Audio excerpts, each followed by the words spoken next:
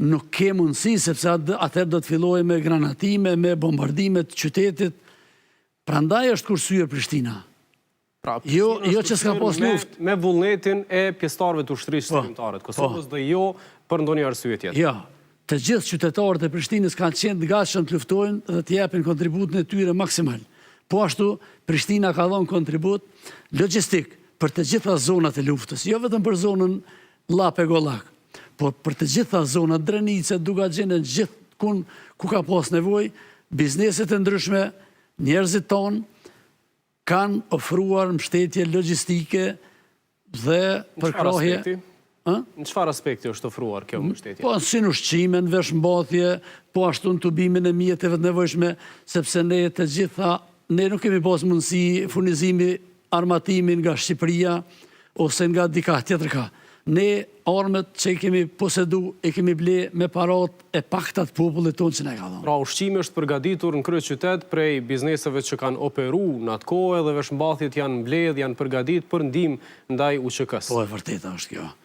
Po ashtu, mund të merrni me mend se ne si ushtri shërbimtar nuk kemi pas kazerma. Kazermat tona kanë qenë shtëpitë e njerëzve tonë.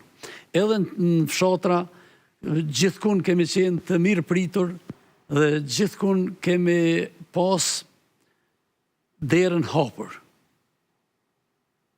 Kur nuk ka ndodhur dikush me thonë pse ushtarët e ushtrisë shërbimtare të Kosovës po vinë shtëpi. Po përkundrazi, dhomat e tyre na i kanë liru neve që ne të jemi të pushojmë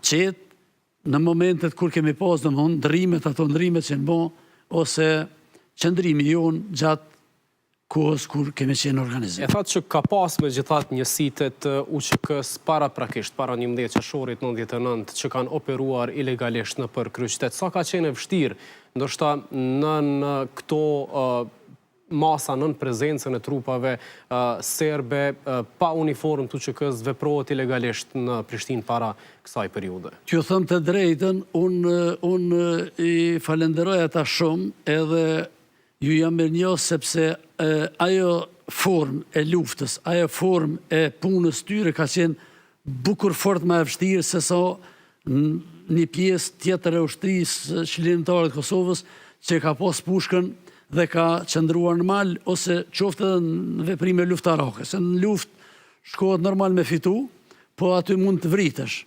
Ndërsa në veprimtaria atyre në kryeqytet ka qenë me shumë rreziqe, sepse kanë mund të dekonspirohen dhe armiku nuk ta fal minutin, kanë mund jo të arrestohen, po dhe të vriten. Siç na ka ndodhur disa raste kur pjesëtarët e ushtrisë shërbimtare të Kosovës gjatë transportimit të mira materiale ose gjatë sjelljes së informacioneve në drejtim tonin kanë rënë prita.